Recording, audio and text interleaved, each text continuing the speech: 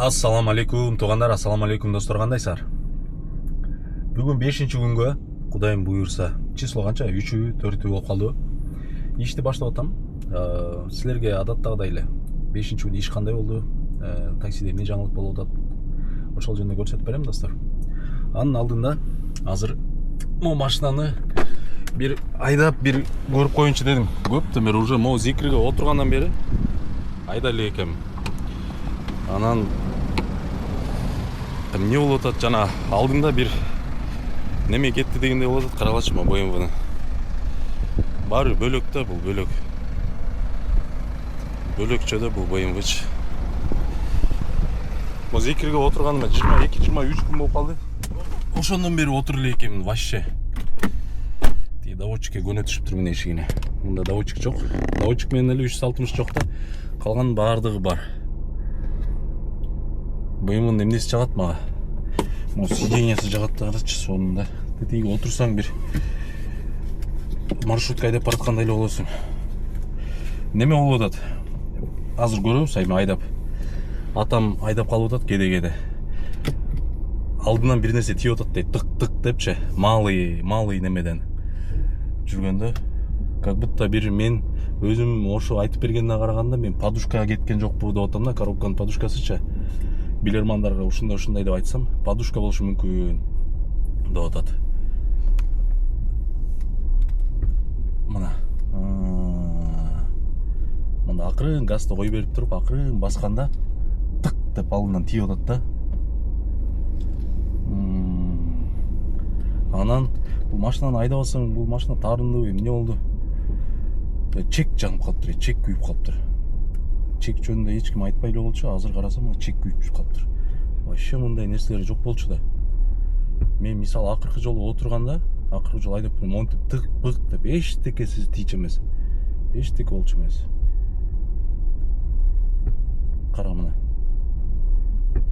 Монтип газды басып туруп, резко кой бергенде тык-тык деп алдынан, как будто жана подушка деп атам. Алдынан коробка мындай көтөрүлүп түшөт эмеспи, ошондо тык деп тийип атат да. Ошо. Муну билермандарга эми сервиске барып көрсөтүш керек. Вай, жүргөнүн карачы, жүргөн. Баары. Тетиги зикир немеде? Бир оюнчук машинада жүргөндөй болосуң да. Бир үнү жок, эчтеке жок, бир газ тепсең кадимкидей, карачы. Машина айдагандай болосуң да. Ошол достор, бүгүн азыр муну бир аз монтип двордон айланып, уже билдим эмне экенин. Эмне экенин билген жокмун.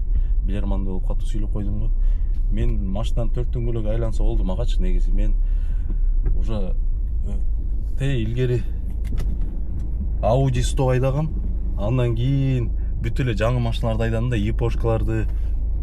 Москвага келип 10 жылдан бери жүрөм, Москвада жалаң эле салондон чыккан ушундай жаңы машиналарды айдап жүрүп, бир машина бузуп, бир машина бузулуп, бир оңдоп, ушинтип кыйналып көргөн эмесмин да.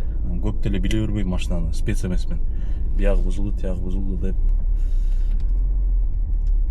Ошол, буну сервиске алып барып, билермандарга көрсөтүш керек экен. Ошол, ал эми достор, парк боюнча лимиттер бүтүп атат. Мен силерге жакшы, ишеничтүү парк сунуштап жүрөм. Келечек таксопаркын. Рынокто бул таксопарктардын арасында көп жылдан бери тажрыйбасы бар. Анан трудовой договор менен кошуп атат балдарды. Азыр лимит бүткөнгө жараша суткасына 300 рубль жана 2% парктын комиссиясы менен. Парковый самозанятый болуп кошулуп иштесеңиздер болот, 1% парктын комиссиясы менен. Самозанятый болбой эле, эскиче эле, эч жака барбай эле, прямой эле кошулуп иштесеңиздер болот. 4% парктын комиссиясы менен жана ошондой эле трудовой договор албай эле кошулуп иштесеңиздер болот. 3% парктын комиссиясы менен. Жана алды экранда көрүп турган номерге WhatsApp аркылуу жазсаңар, силерге эмне кылыш керек, эмне документтер керек, кошуп берет 5 минуттун ичинде. Ошол достор, смело WhatsAppка жазып, чалып, толук маалымат алып кошулуп иштей бересиңер. Биз болсо ишти баштадык, азыр мойкага барып, зикирди жууп бир сыйра, анан линияга чыгабыз. Видеону көрүп турабыз, видеонун башына лайкыңарды басып, ойлоруңарды комментарийге жазып, каналга катталып болсоңуздар, катталып кетебиз анда. Кеттик.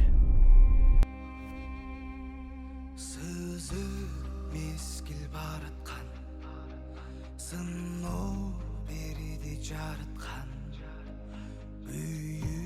күйдіріп жанымды күнім батып таң атқан қайғы қаптаған торына қапқан салғандай жолыма қантем қайрадың үмітті қармап алдым қолыма өмір қинайсың өзің неге тойбайсың қайралысың оны айла жоқ үшін милайсың өмір қинайсың өзің неге тойбайсың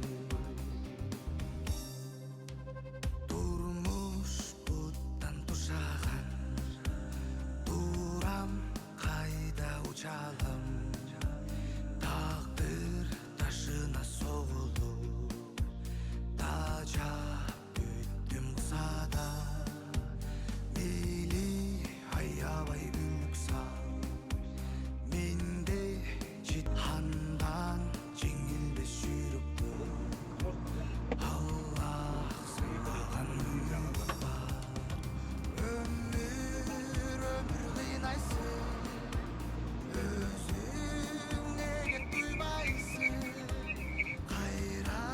қайралысың оны айла жоқ үшін милайсың өмір қинайсың өзің неге тойбайсың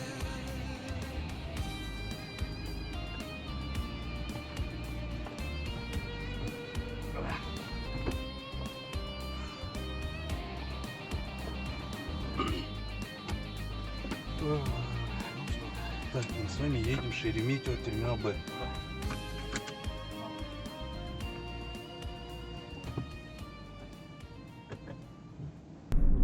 Бисмилля деп эле биринчи заказ менен Шереметьево келип калдым. 6495 рубль. 35 минута.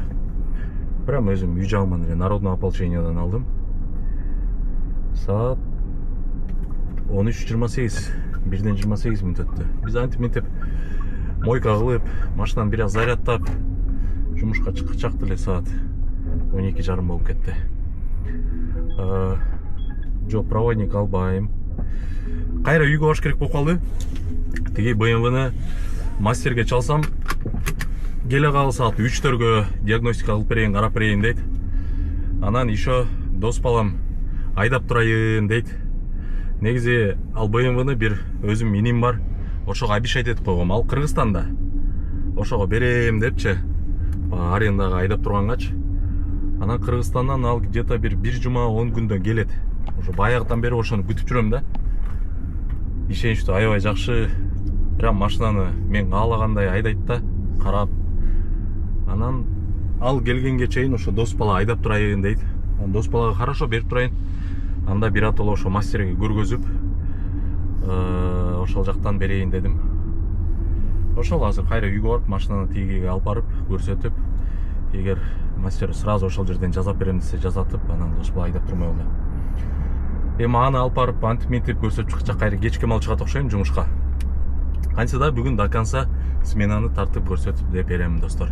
Видеону көрүп турасыз, ошон үчүн кеттик анда. Здравствуйте. Здравствуйте. 3-я улица Ямского поля. Да. Ох, как у вас приятно, свежо.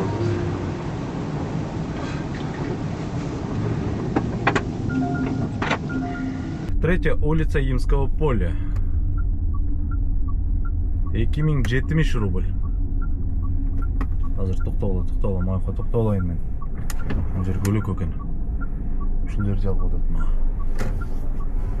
Так, токтоп тургула. Кана тезеле кылышат. 2070 рубль, 12 минута. Саат 6:30 болуп кетти. Жана аэропорттон келип, машинаны сервиске алып бардык. Короче, машина сервисте калды. Эмнеси деди? Редуктор дедиби? Редуктор деди окшойт, по-моему.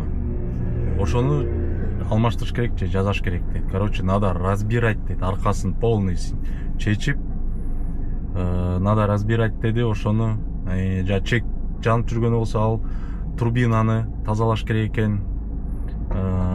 Еще немеден давление 13 бирдемке берип атат дейт. Короче, генераторду тоже надо делать деди. Короче, толтура нерсеси. Азыр эми мындай карап айтып кой дейм, азыр разбирать этип атат и чалып айтам деди. Точно эмнесин кылыш керек экенин. Короче, ошондой достор. Канча акчага түшөт мунусун билбейм. Көпкө деп атат, но көпкө болгондо канчага. Көрө жатарбыз эми азыр чалганда. Бүгүн кечке чейин билинет деди. Кечке чейин айтам деди. Разбирать этип туруп. Ошол. Здравствуйте. Я повернулся. Я не знаю, то ли идти за тобой, то ли стоять там. Так, Я тоже. Что ты сказал? Стремянный переулок, да?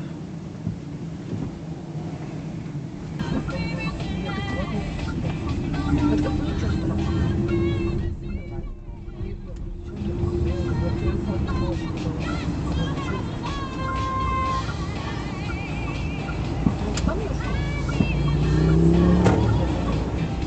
Стремянный переулок. 2293 рубль, 19 минута. Жаңы лекен байқанарда көрінерді. Общаюсь. Қыз байқұш, таксист. Встречкада односторонний ал жолчу. Жа Павелецкий бурулгандачы. Смело турат го. Мону карабайсыздар. Могу эки машинанын ар жакта такси турат. Встречкада эмес, такси өзүнүн жолунда турат. А берки БХ бер жака жан машина менен кирип туруп аркын өткөрүүсө болмок да. Тырышып турат БХчы. А так аркы Камринин жолу да булчу. Базар жок, бул жагы ремонт болуп атат эми. Ошу менен жүргөнгө туура келет, бирок Камринин жолу да Камринди өткөрүп коюш керек да. Вообще бети жок экен. БХ мен БХ никогда не уступает деген сыяктуу принципти карманып атабы. 19:31 саат 9023 рубль. 4 заказ, 4-нчү заказды алып келдим. Здравствуйте. Здравствуйте.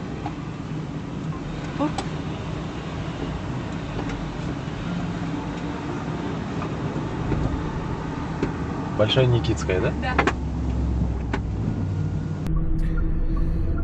Да. Большая Никитская келип калдым.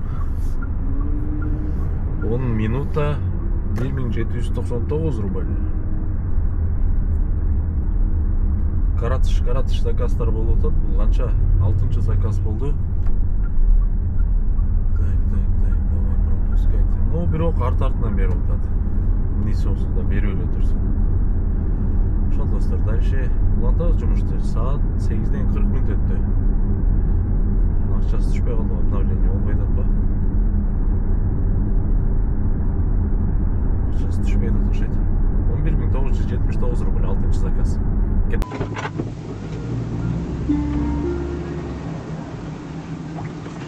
Здравствуйте. Боброва, да? Да. Боброва келип калдым, поселок. 40 минута, 6467 рубль.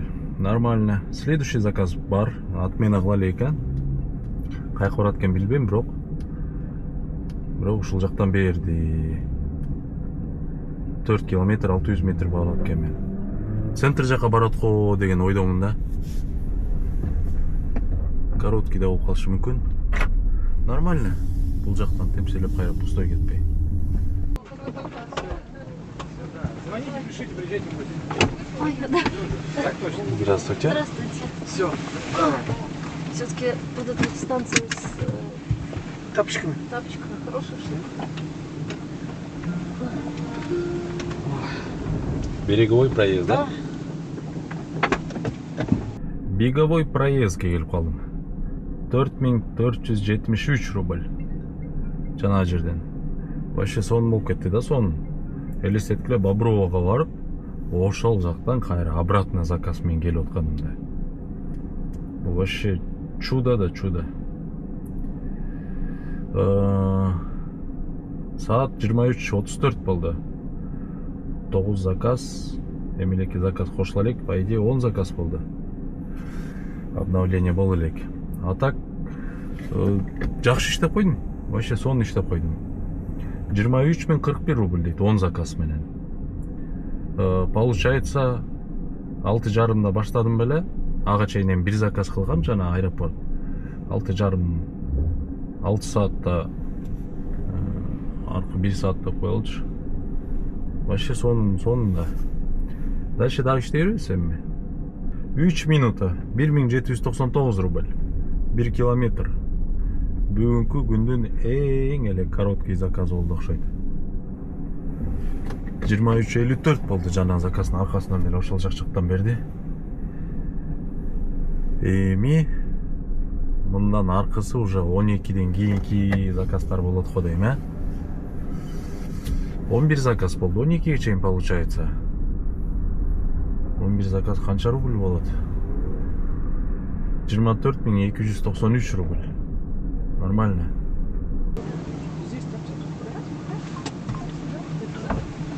Здравствуйте. Село Илинское.